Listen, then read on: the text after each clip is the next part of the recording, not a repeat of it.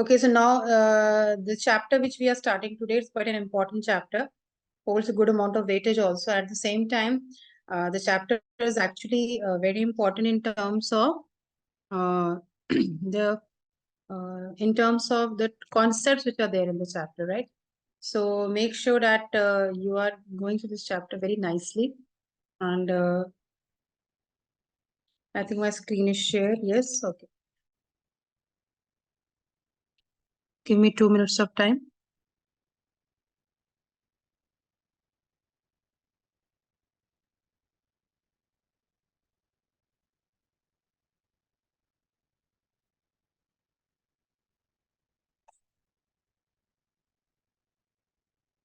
Okay, so in this chapter, we are going to discuss about the DNA, right? And the DNA is having what is the basic structure of the DNA we talk about, okay? What are the basic features of the DNA? And obviously, because it's a molecular basis of the inheritance we are talking about. So in this chapter, we are going to discuss about how the structures look like, okay? What are the molecular features these structures are having? We are concentrating over that in this chapter, okay?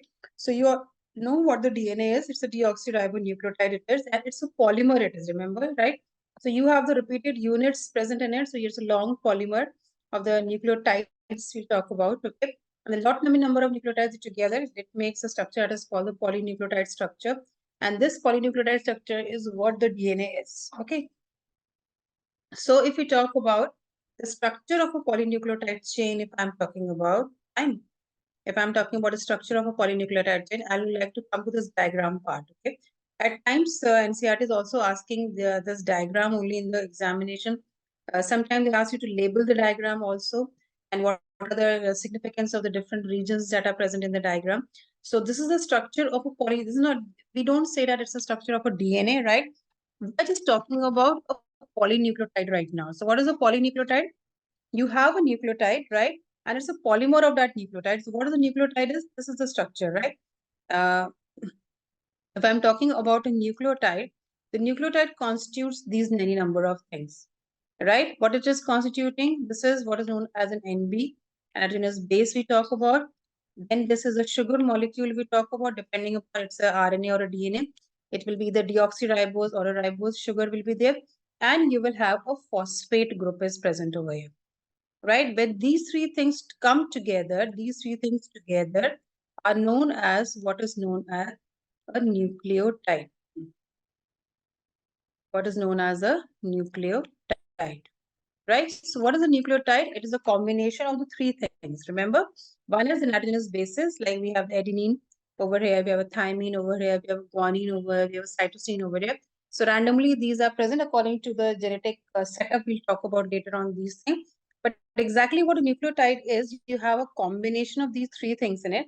You have a phosphate bond, you have a nitrogenous base, and you have a sugar molecule, okay? These three things together are known as nucleotide. And when you have the repeated units of such, these are repeated units, can you see? These are all the repeated units of such nucleotide. Then obviously it becomes what is known as a polymer. And this polymer will be known as a polynucleotide. This will be known as. So actually, DNA is an example of a polynucleotide. Remember this thing, DNA is an example of a polynucleotide. So remember this structure is important. At the same time, you need to understand what is exactly the nucleotide is. Sometimes the definition of the nucleus, sometimes the structure of the nucleotide can be a. So make sure that you are ready for all the answers, okay? Again, one very important thing, let me come back to the same diagram, okay? When I'm talking about this nucleotide chain, there is a polarity in a nucleotide chain, okay? How these polarities are discussed, let me tell you. So if I'm seeing this nucleotide whole structure, I'm seeing, so from one end to another, you can 500, 300, 3000, 5000, let me number of nucleotides arranged back to back, okay? On one side, you can see the phosphate group's fifth carbon. This is the fifth carbon atom, this is, right? So the side which is ending on a fifth carbon atom, that side becomes, this is the polarity of a nucleotide chain, right? The side that is ending in a fifth carbon, that becomes the 5' or a 5' end of the nucleotide, right? On the other hand, the side which is ending in a third carbon, this is the third carbon actually, on which the OH is attached, okay? So this side, it becomes a 3' or a 3'. So whenever you're talking about a nucleotide, always remember that you talk about the 5' and the 3' and you talk about, okay?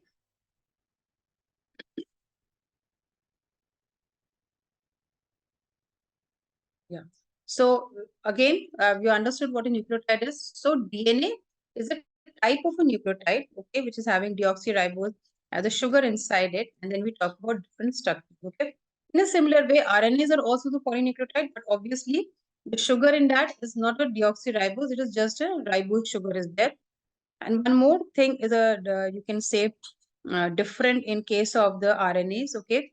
The RNA may you have the uracil as a base present. Instead of thymine, you have a uracil, and this uracil is actually a chemical name, a chemical structure it is that is different from a thymine. So what is a uracil? Again, you should be knowing what a uracil is. Uracil is a 5-methyl. If suppose you have a 5-methyl uracil, when I'm giving name to the 5-methyl uracil, I give the name thymine to it. Remember this concept. Okay, when I'm giving the name 5-methyl uracil, I'm actually calling it a thymine. I'm calling it. So uracil is an NB that is present in the RNA, right? And you have a thymine that is a 5-methyl uracil that is present in a DNA. There's a major difference between the DNAs and the RNA. At the same time, obviously, the RNAs are going to have pentose sugar in them. That is a ribose sugar we talk about. That is a ribose sugar we talk about. And in case of the DNAs, we are having another sugar, and that sugar molecule is known as a deoxyribose. That is known. That is from where the name comes from. The RNA are the riboses, and the DNAs are the deoxyriboses. These are so you have the uracil, and you have the 3,5-methyl uracil, and this 5-methyl uracil is nothing but a thymine structure. Okay, fine. Lot many times in this chapter, there are questions being asked which are related to the name of the scientist, to the discoverers, and to the work of the discoverer.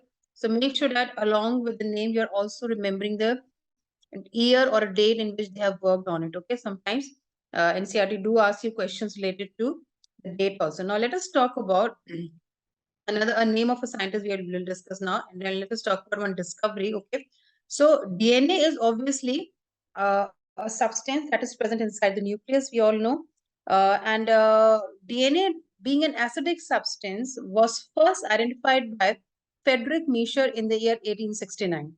Okay, and because it was present inside the nucleus, he named it as a nuclein. He named it. Later on, in the year 1953, you look at the difference. How many years it required to actually get to the structure of the DNA.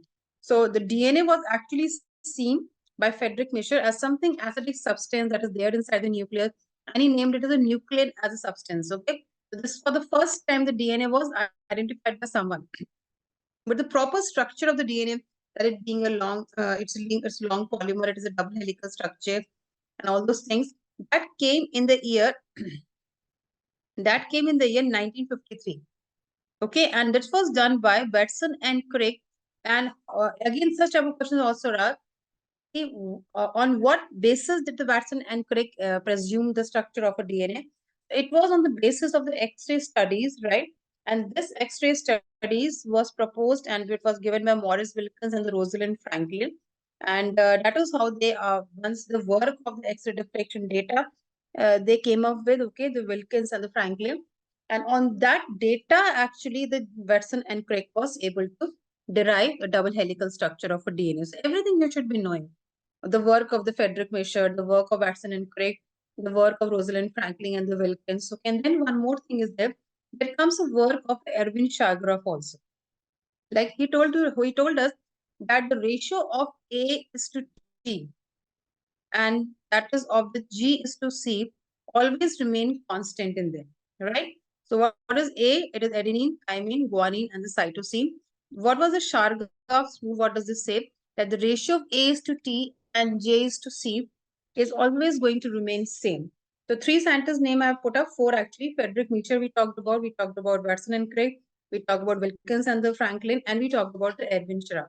So all these work need to be remembered, and wherever you find the dates are given, make sure that year wise you are able to understand, because it's very important to understand that Like maybe I was discussing the DNA was seen for the first time like 100 years back, and later after more than 100 years or around 100 years of time it took to actually come up with the exact structure of the DNA. And this is very important that the DNA helical structure which the Watson and Cribb gave, there are certain important features of this DNA. We'll come to the structure of the DNA also. Number one thing is that the DNA is not a single chain structure, right?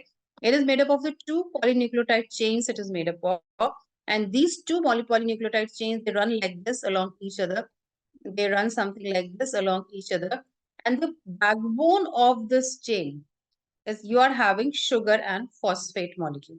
If I'm just showing you in this diagram like this something, so this is the backbone, this is another chain is there, this is the backbone, right? So this chain is having sugar and phosphate on its backbone. This is the backbone, right? This is the backbone we talk about. And on the other hand, NBs are present somewhere in between. The NBs are present somewhere in between, like a ladder, it is present, okay? So that is also an important. The chains have again a parallel, anti-parallel polarity. So if it is 5 dash on this end and it ends over here in a 3 dash region, it is going to be 5 prime on this region. It's going to end in the 3 dash prime. So two things. Number one thing, that two polynucleotide chains are there, right? The backbone of the two polynucleotide chains, it is made up of the sugar and a phosphate molecule. What will the second point? The second point will be that the two chains which are running, they are wound around in a double helical fashion, okay? They're actually anti-parallel to each other, right? What is the anti-parallel doing? It is 5 dash, 3 dash prime structures. And these are anti-parallelly, these things are running. When we come to the detailed structure, it will be more clearer to you. Okay, what are we speaking? Third thing is that we are talking about the bases now. Okay, so this is very important that the way the bases lie, it lies in the middle between the sugar phosphate chain. And always it is there that adenine always binds with thymine, guanine always binds with the cytosine. So between adenine and thymine, you are having a double bond. And between a guanine and a cytosine, you are having a triple bond, right? So these are the hydrogen bonds, not the covalent bond. But you have a double hydrogen bond between the adenine and the thymine, and you have a triple hydrogen bond between the guanine and the cytosine. Okay. Every time that is why the purine is coming in front of a pyrimidine. These all things you have read it in last class. Okay. Means the 11th standard you have read it. Okay. One more thing is that the two chains are coiled in a right-handed fashion. There are certain DNAs which are left-handed DNAs also. But most of the DNAs are like right-handed fashion where they are turned around. Okay. And interesting to know that the length of the DNA is actually 3.4 nanometer. I'm coming to this diagram. I want to show this diagram to you. So the one coil being made from this place, just a minute, let me erase whatever is written so that the diagram can be explained nicely.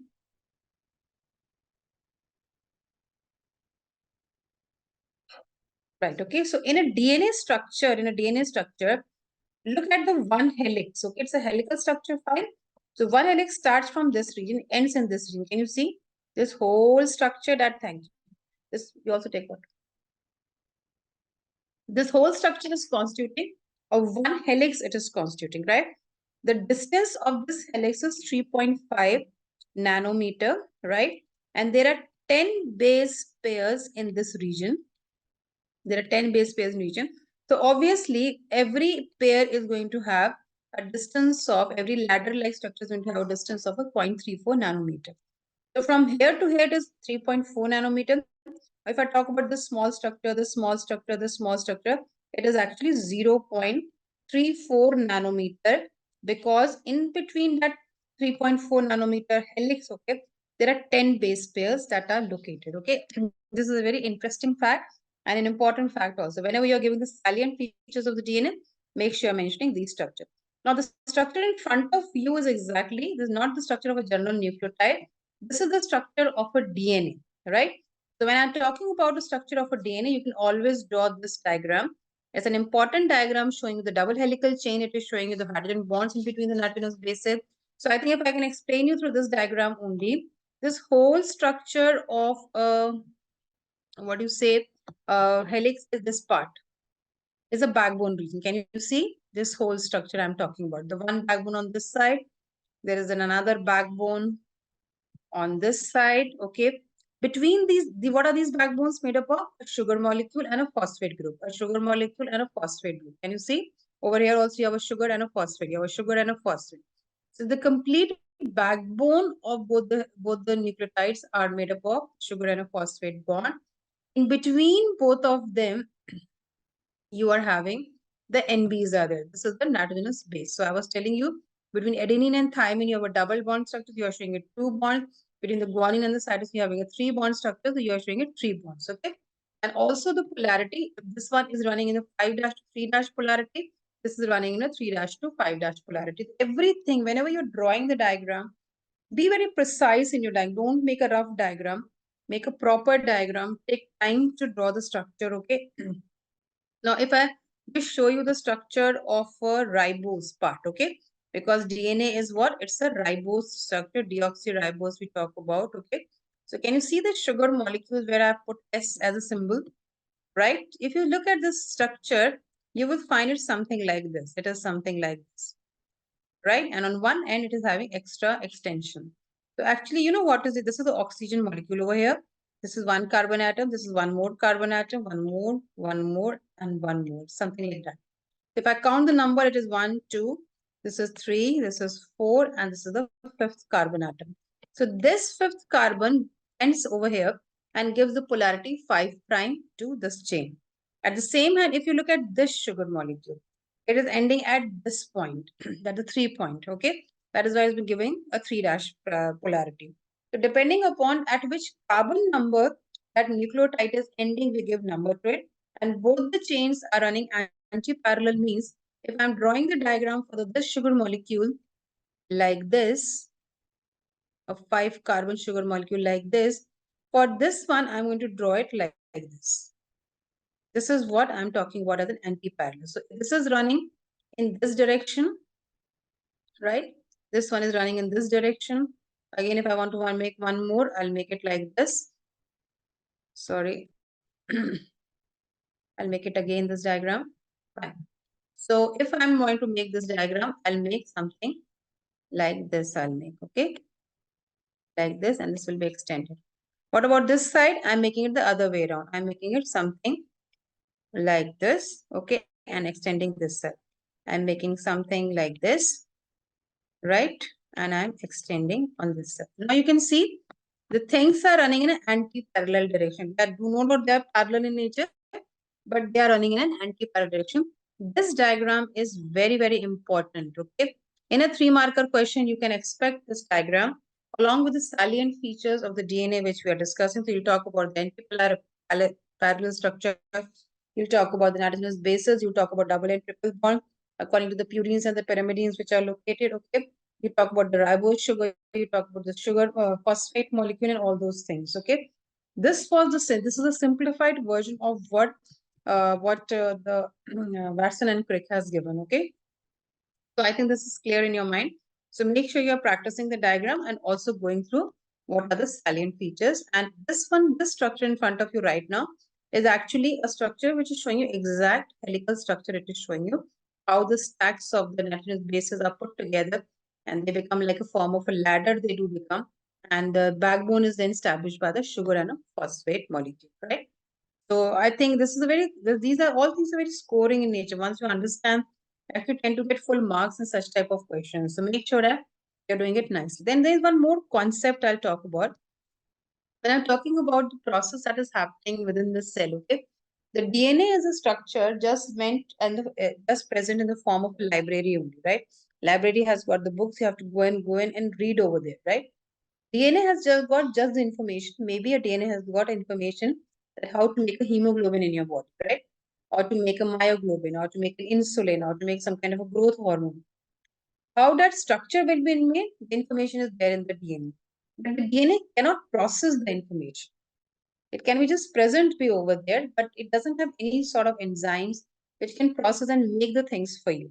It is the role of the RNAs that actually finally convert the things into the protein.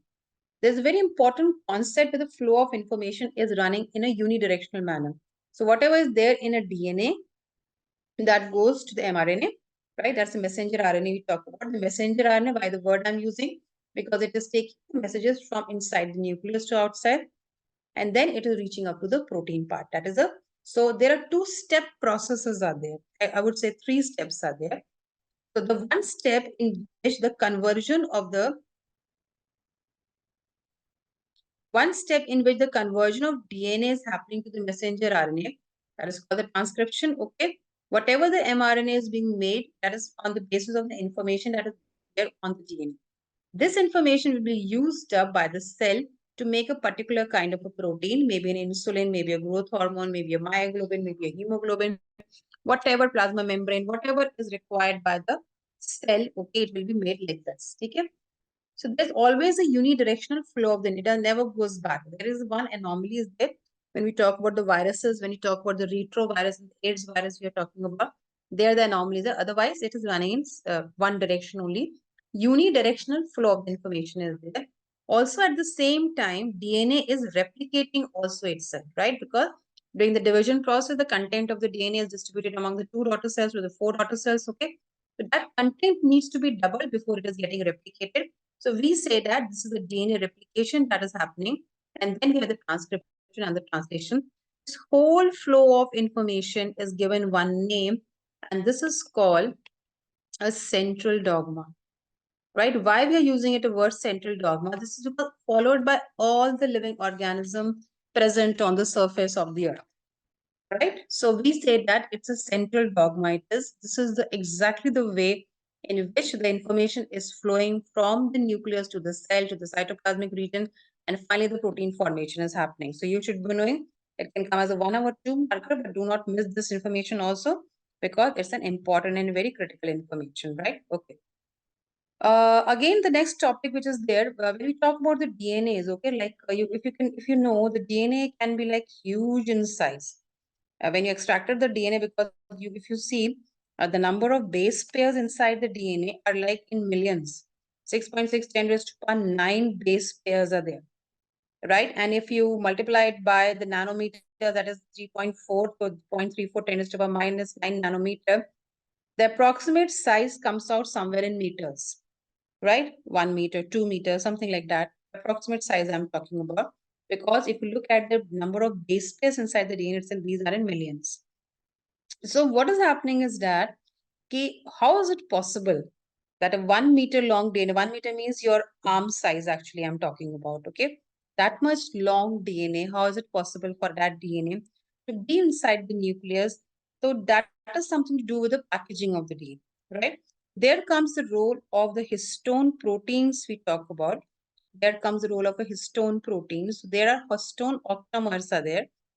The detail is not mentioned in the NCERT, but if you tend to find some information related to this, it's a quite an important information. It is, and it's nice information. It is. So actually, there are 8 histone particles are there, right? These histone particles, they just are present at a place, and they are positively charged in nature, right? And the DNA is negatively charged structure. So what happens is that the DNA itself just moves around the histone, and then it is being plugged by one more histone particle which is outside this whole region, and that is the H1 histone. So you have a histone octamer that is being shown by the green circle. That histone octamer is positively charged, okay, and this positively charged octamer is a is wrapping around a DNA that is a negatively charged structure. Fine. So what happens is that inside the cell, this wrapping is happening, and it's being plugged by H1 histone. जैसे एक plug होता है ना, जैसे एक clip होती है जैसे, it's holding that H1 histone is holding those both the strands which are entering and moving out of that octamer. It's holding it at one place, okay? And this is not one thing that is there. This whole structure with the DNA, with the histone and everything is called the nucleosome, it is known as. And in a particular DNA, you have multiple nucleosomes. Can you see the structure? This is a micrograph picture. It's an electron micrograph picture they are showing you, okay? And this picture shows that look at the DNA, and every time you look a bead-like appearance of the DNA, looks like. And you see these bead-like appearances over here? These all bead-like appearances are actually nothing but a histone octamer having a DNA error, a histone octamer having a DNA error, a histone octamer having a DNA error. There are series of structures which are having, and then H1 is outside, and this H1 is outside. So this is like a bead on a string-like structures being made. And these are the series of, you can say, the nucleosomes are there. And this nucleosomes, when on higher end, it produces a beads on a string-like structure it produces, okay? So we do it like that. We try to understand. And when those so many nucleosomes, they come together in the form of repeating units, they come together, they form a structure that is known as a chromatin. Now, I think you know what exactly the chromatin is, right? So this is the structure that is known as a chromatin is a structure that we call upon, okay? Fine.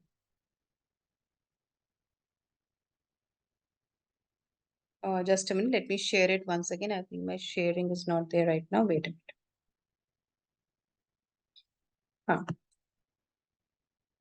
Fine. I think now this is clear in your mind. What are we talking about?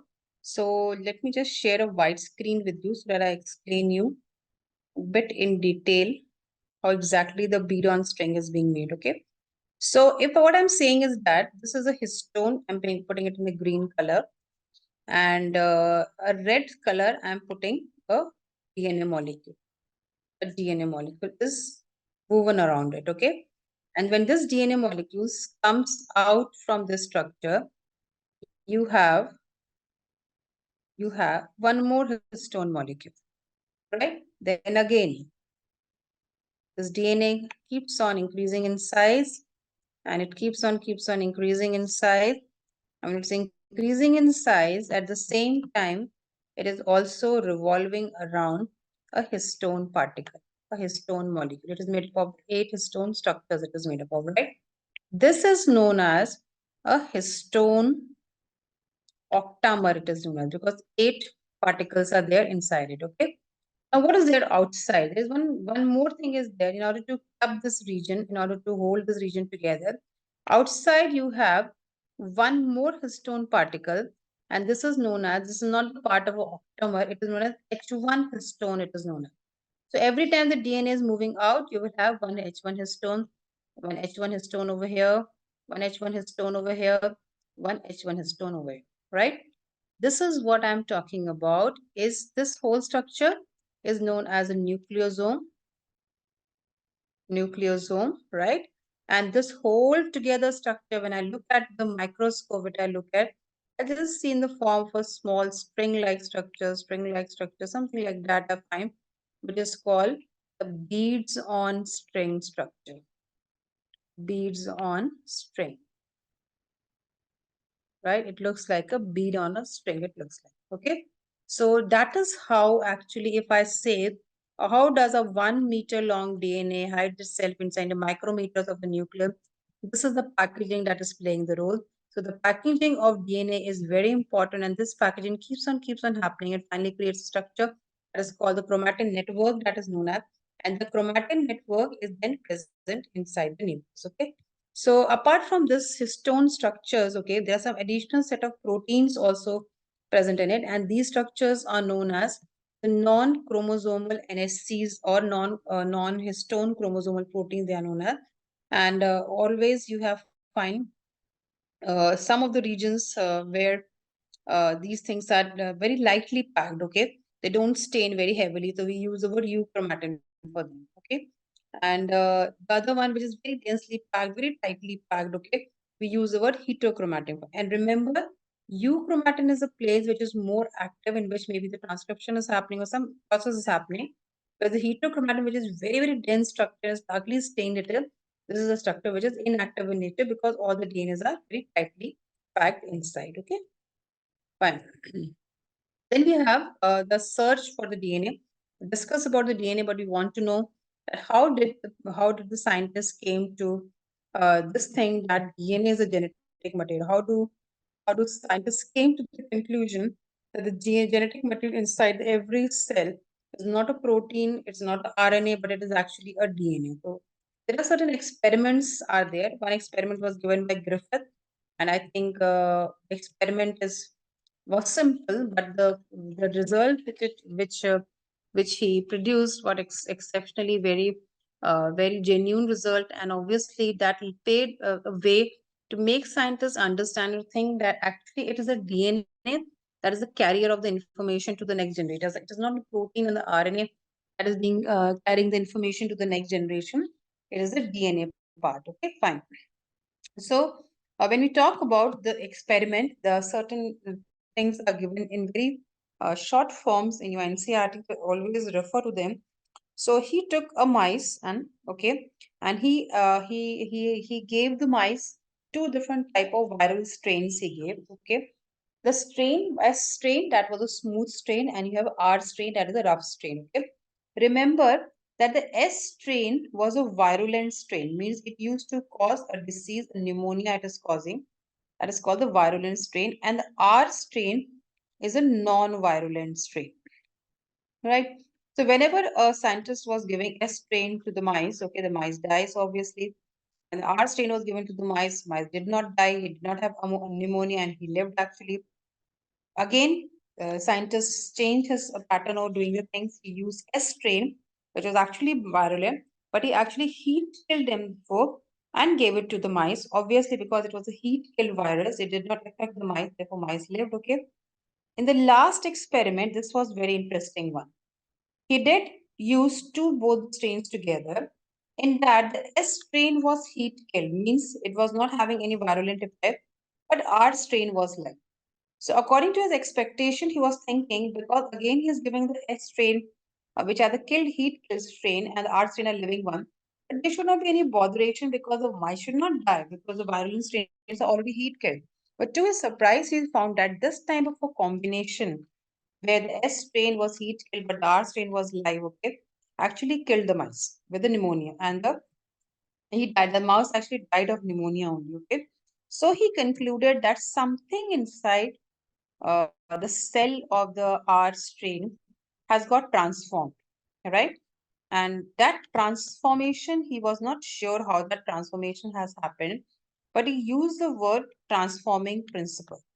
That was transferred from a heat kill S strain, and that enabled the R strain to become virulent in nature. So he said that something got transformed. कुछ चीज यहाँ से move करके वहां पर गई. He was not sure कि क्या चीज गई, but he thought that something has moved. So he used the word transform, transforming principles. He said certain kind of transforming principles are there that are moving, and therefore the experiment is known as the transforming experiment. Okay. Since because during that time again, he was not. It is look at the year 1928 we are talking about. Okay, so during that time the concept of the nucleus cell, it was just in a very preliminary stage as well. So the things were not very clear, but he understood that something happened inside the nucleus. Okay, then came the another thing that there were three scientists. Okay, the name of the scientists are Avery, McLeod, and McCarthy. Okay, the role of the Avery, McLeod, and McCarthy is that they gave a biochemical characterization to this kind of a transforming principle. So what they did is that actually in an experiment in a laboratory, they purified the proteins, DNAs, and the RNAs. Okay, and they tried to see that they discovered that if I'm using a protein digesting enzyme, that is a protease, the transforming principle is not getting affected. It means protein is not the transforming principle. If I'm using the RNAs that destroys the RNA, again the transforming principle is not getting affected. But if I'm using DNA, so that is affecting the DNA. And if DNAs are used and then it is given to in the same combination as the Griffith has given, the transforming principle is getting affected. There is no transforming principle happening. So what does this show is that the biochemical composition of that transforming principle is not protein, is not RNA, but it is actually the DNA that is the transforming principle. Okay? So I think this is also clear in your mind when we talk about that this is a transforming principle. Okay? Still to this stage also, after knowing the biochemical composition of the transforming principle, people were not very much sure that DNA is a genetic material. So if a question is asked that among out of the three experiments, which was like a deciding experiment, it is this third one we are talking about. That is the experiment of the Hershey and Chase. Now look at the year, it is in the year 1952. So the things have started from the early 1900s and now it is 1952. In 50 years of time, almost we are up to the conclusion that yes, it is the DNA that is acting as a genetic material. Right? So what did he did in an experiment? He used two different type of bacteriophages. You all know what bacteriophages. These are the viruses that attack the bacteria. Okay. In one of the bacteriophages, he labeled sulfur as a radioactive substance. Now, you all know sulfur is a part of the protein. So, he was trying to understand कि कौन सा part है bacteriophage में से जो virus में introduce हो रहा है. So, he radioactively labeled. In his first experiment, he radioactively labeled the sulfur atom. And sulfur atom is nowhere there in the DNA, right? But it is there in the protein. So which particle actually got labeled? It is a protein that got labeled in the first experiment. In the second experiment, he labeled phosphorus. He radioactively labeled the phosphorus. So in the second particular time, it is not the protein that is getting labeled, it is actually the DNA that is getting labeled. During his experiment, he used both the bacteriophages and waited for the result at what was actually there in the virus. So he was very much sure that the result is going to give a very drastic change in how the scientists have started thinking. In his first experiment, the bacteria which the virus has affected did not show any radioactivity inside. Why? Because in this particular case, the protein was affected, and we know that when a bacteria attacks the protein, it just leaves the genetic material inside and protein is left behind. So when this bacteria was tested, there was no radioactivity. What does that mean? The protein is not the genetic material. It remained outside. It is something else that is entering inside the virus. Okay. At the same time, when the phosphorus was labeled, right, it actually showed the radioactivity inside the bacteria. How did phosphorus get inside?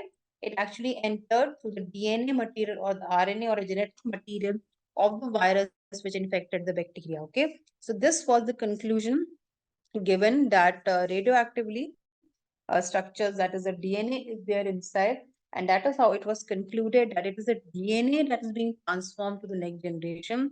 So the transforming principle which the Griffith was talking about, it is actually the DNA. It is not the protein, and it is not the protein. It is not the RNA factor also. Okay. Chale, let us come to just few other things are there. Okay. So obviously, why a DNA is a very good genetic material? That is also a question. Why is it like that? With most of the organisms on the surface of the earth, if I leave aside few of the viruses, all the successful species are having DNA as a genetic material. So what are the qualities of this genetic material? Definitely, it should be able to replicate. Is DNA replicating? Yes. Very chemically stable and structurally stable. Obviously, DNA can be preserved inside a cell for thousands and thousands of years because it is a highly inactive substance. It is there inside the nucleus and it wraps itself in such a way that no activity happens inside it. Okay. And at the same time, because evolution is change should happen also, a very slow little bit of mutations happening during the replication process where the DNA opens up during that time should also be happening so that the evolution can also happen. The slight amount of change can also happen.